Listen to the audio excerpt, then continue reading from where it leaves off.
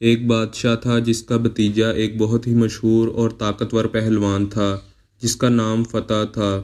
وہ اپنے چچا کی بیٹی کو بہت پسند کرتا تھا۔ پہلوان اپنے چچا کے پاس گیا اور کہا کہ چچا جان، مجھے آپ کی بیٹی بہت پسند ہے، میں اس کا ہاتھ مانگنے کے لیے آیا ہوں۔ بادشاہ نے کہا کوئی بات نہیں، لیکن اس کا مہر بہت بھاری ہے۔ جوان نے کہا جو کچھ بھی ہو مجھے قبول ہے۔ بادشاہ نے کہا مدینہ شہر میں میرا ایک بہت بڑا دشمن ہے، اس کا سر میرے پاس لے آؤ، اس وقت میری بیٹی تمہاری ہوگی۔ جوان نے کہا چچا جان، آپ کے دشمن کا نام کیا ہے؟ کہا اکثر لوگ اسے علی ابن ابی طالب کے نام سے جانتے ہیں۔ جوان نے فوراً گھوڑے کے اوپر زین رکھی اور تیر تلوار اور نیزہ اور کمان کے ساتھ مدینے کی طرف روانہ ہو گیا۔ جب شہر کے نزدیک پہنچا تو دیکھا کہ ایک عربی جوان نخلستان میں باغبانی و بیلچہ چلا رہا تھا۔ وہ عربی جوان کے نزدیک گیا اور کہا اے مرد عرب، کیا تم علی کو جانتے ہو؟ عربی جوان نے کہا کیا تم اس سے پہلے مل چکے ہو؟ اس نے کہا نہیں۔ کبھی اس کو دیکھا ہے؟ اس نے کہا نہیں۔ پھر عربی جوان نے کہا علی سے کیا کام ہے؟ اس نے کہا اپنے چچا جو کہ حبشہ کا بادشاہ ہے، اس کے لیے علی کا سر لینے آیا ہوں، کیونکہ اس نے اپنی بیٹی کا مہر علی کا سر قرار دیا ہے جو کہ مجھے بہت محبوب ہے۔ عربی جوان نے کہا تم علی کا مقابلہ نہیں کر سکتے۔ اس نے کہا کیا علی کو جانتے ہو؟ عربی جوان نے کہا جی ہاں، ہر روز اس کے ساتھ ہوتا ہوں اور ہر روز اس کو دیکھتا ہوں۔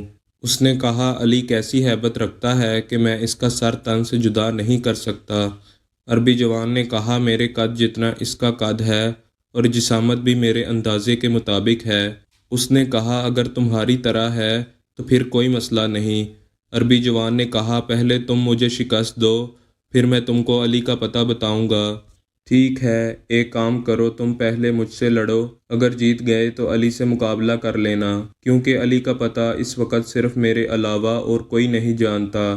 یہ صرف مجھے ہی معلوم ہے کہ علی اس وقت کہاں ہے۔ فتح نے کہا ٹھیک ہے۔ اب ایک طرف فتح اور دوسری طرف وہ عربی جوان۔ فتح جس نے بڑے بڑے پہلوانوں کو ہرایا تھا۔ فتح نے کہا کس ہتھیار سے لڑنا چاہتے ہو؟ نوجوان نے فرمایا جو تمہاری مرضی۔ اس نے کہا اچھا تلوار تو آپ کے پاس ہے نہیں۔ نوجوان نے فرمایا تو تلوار کو چھوڑ دے، میرے پاس بیلچہ ہے، تو تلوار سے لڑ، میں بیلچے سے لڑتا ہوں، میری طرف سے یہ بیلچہ تیری تلوار کا مقابلہ کرے گا۔ فتح اونچی آواز میں ہنسا اور کہا کیا تم اس بیلچے سے مجھے شکست دو گے؟ بس تیار ہو جاؤ، لگتا ہے بڑے بہادر ہو۔ اگر تم اتنے بہادر ہو تو وہ علی کتنے بہادر ہوں گے۔ شمشیر کو نیام سے نکالا، پھر پوچھا کہ تمہارا نام کیا ہے؟ عربی جوان نے جواب دیا عبداللہ۔ اور تمہارا نام کیا ہے؟ اس نے کہا فتح۔ اسی لمحہ تلوار کے ساتھ عبداللہ پر حملہ کر دیا۔ عبداللہ نے اس کو کندھے اور بازو سے پکڑا اور آسمان کی طرف بلند کیا اور زمین پر دے مارا، اور اس کی تلوار کو اپنے ہاتھ میں لیا اور بلند کیا۔ اچانک دیکھا کہ فتح کی آنکھوں سے آنسو جاری ہو رہے ہیں۔ عربی جوان نے کہا کیوں رو رہے ہو فتح؟ کہا میں اپنے چچا کی بیٹی کو بہت پسند کرتا تھا اور چاہتا تھا کہ علی کا سر اپنے چچا کے لیے لے جاؤں تاکہ وہ اپنی دختر مجھے دے، لیکن مجھے لگتا ہے کہ آج میں آپ کے ہاتھوں مارا جاؤں گا۔ عربی جوان نے فتح کو بلند کیا اور کہا آ جاؤ، اس تلوار سے میرا سر اپنے چچا کے لیے لے جاؤ۔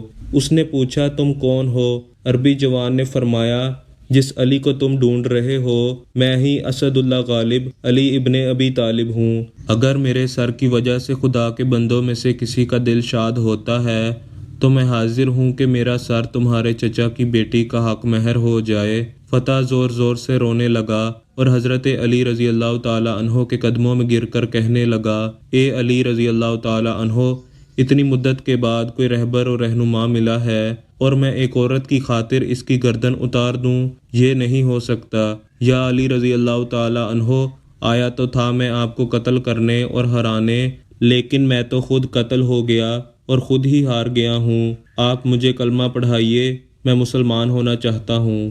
حضرت علی رضی اللہ تعالی عنہ نے کلمہ پڑھایا اور فرمایا پہلے تیرا نام فتح تھا، اب کیا رکھوں؟ فتح نے کہا جو منظور نظر ہو وہ نام رکھ دیجئے۔